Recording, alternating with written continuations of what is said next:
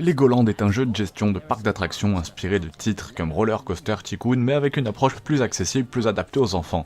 Le joueur incarne un apprenti directeur de parc guidé par le professeur Voltage, un scientifique excentrique et son assistant Pippin Reed. L'objectif est de reconstruire le parc Legoland après un incident avec une machine à voyager dans le temps.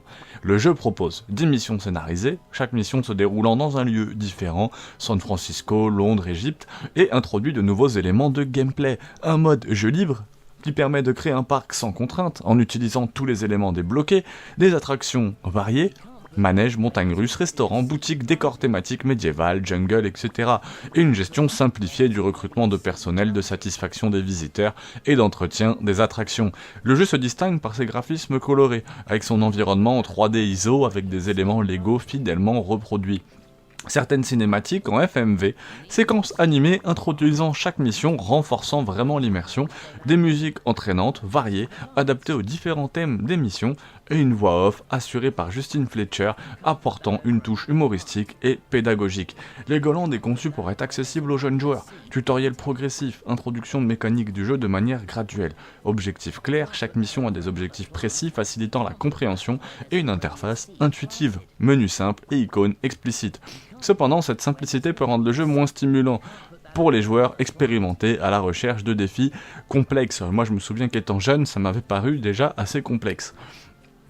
Le jeu, conçu pour Windows 95-98, peut rencontrer des problèmes de compatibilité sur certains systèmes modernes. Des solutions existent, l'utilisation de machines virtuelles, installer un système d'exploitation d'anciens via des logiciels comme VirtualBox, ou des communautés en ligne apportant des correctifs qui améliorent la compatibilité. Il est important de noter que le jeu n'est pas disponible sur les plateformes de distribution numérique actuelles, ce qui peut compliquer son acquisition. Avec des points forts, le jeu avait quand même des gros points forts, l'univers Lego, fidèle, charmant, des approches pédagogiques de la gestion d'un parc, des variétés d'émissions de thèmes, une accessibilité pour les jeunes joueurs. Mais il y avait aussi des points faibles, une durée de vie limitée, une fois l'émission terminée, le contenu est vraiment restreint, absence de mode multijoueur, compatibilité limitée avec les systèmes modernes. Legoland sur PC, c'est un jeu de gestion de parc d'attractions qui réussit à capturer l'essence unique et créative de l'univers Lego. Bien qu'il soit principalement destiné à un jeune public, il offre une expérience nostalgique agréable pour les adultes ayant grandi avec ce titre. Sa simplicité, son charme, son ambiance en font un jeu mémorable, malgré des limitations techniques et une durée de vie. Un monde où les policiers sont en short, où les pizzas sont des armes fatales, et où votre seul moyen de sauver l'île c'est de faire du skate et du jet ski, habillé comme un héros de Hollywood. Non, c'est pas un rêve fiévreux d'un enfant, c'est Lego Iceland Extreme Stunts, et ouais, ce jeu a réellement existé. Et croyez-moi, il était à la fois génial et dangereusement défaillant. Voici le test du jeu Lego le plus perché de votre enfance oubliée. D'ailleurs, il était fourni souvent avec un autre jeu qui s'appelle Legoland. Le test est soit sur une autre vidéo, soit juste après. L'héritage d'une île en Lego.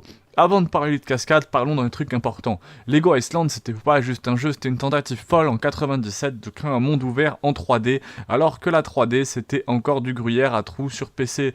Dans un monde vivait un gamin, Pepperoni, oui, comme la pizza, livreur de pizza, skater, rider, rien que son nom, c'est tellement des beaux souvenirs. Et apparemment, le seul mec compétent face aux criminels. Très étrange, hein. Et dans cette suite, Extreme Stunt, Lego a décidé de tout envoyer valser. Fini l'ambiance cosy de petites maisons Lego. Là, on part sur du Hollywood à la Michael Bay. Explosion, tremplin, jet, avion, poursuite de méchants et un scénario qui tient sur une boîte de Happy Meal. Vraiment, ce gameplay était à la croisée du monde. Tu crois que tu vas faire juste des cascades? Vraiment pas du tout. Tu vas faire du jet ski dans un volcan. Tu vas piloter un avion en zigzagant entre des tours, conduire une voiture pourchassée par une banane en hélicoptère, j'invente rien du tout, et livrer des pizzas en skate avec des acrobaties pour gagner du style. Chaque mission est une cascade cinématisée, entre le QTE et le mini-jeu d'arcade. Souvent trop rapide, quelquefois buggé, mais franchement, c'était incroyablement fun. Et au milieu de tout ça, l'île était explorable. Tu peux parler avec des gens, customiser ton véhicule, faire des mini-jeux. C'est un proto GTA version 7 ans ou plus avec des gens jaunes et souriants. Le jeu jongle entre cette exploration, très libre, cette course d'obstacles, ces stunts chronométrés, à la manière d'un stuntman sur PS2 ou de Crazy Taxi, sauf que là, c'est que des cubes Lego qui explosent en pixel art.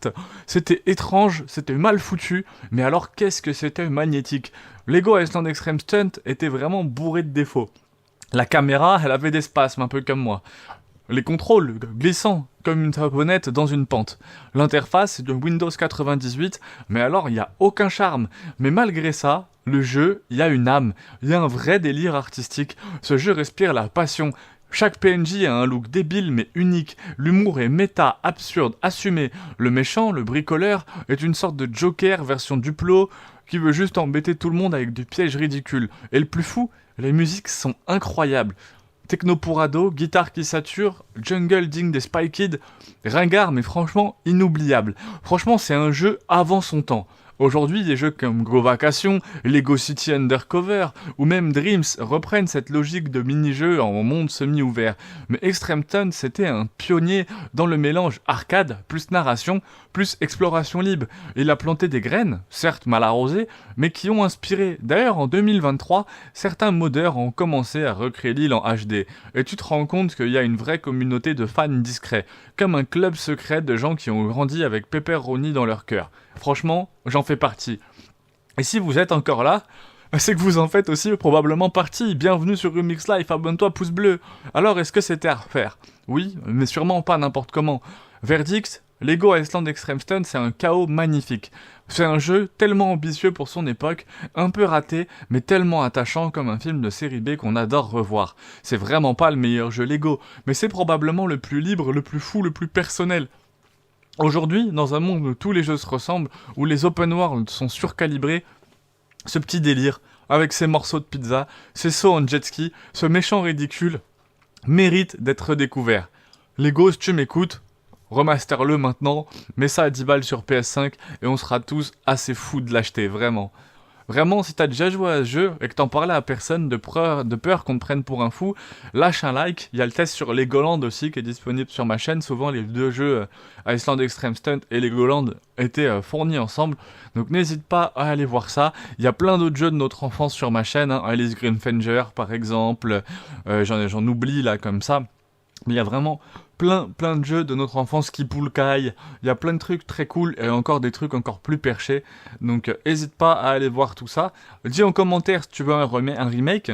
Si t'as connu d'autres jeux, Lego ou même autres, complètement aussi what the fuck. Et surtout abonne-toi pour d'autres reviews sous-estimées et incroyables comme celle-ci. C'était Remix Life et je te retrouve à très vite pour d'autres aventures sur des îles un petit peu bizarres.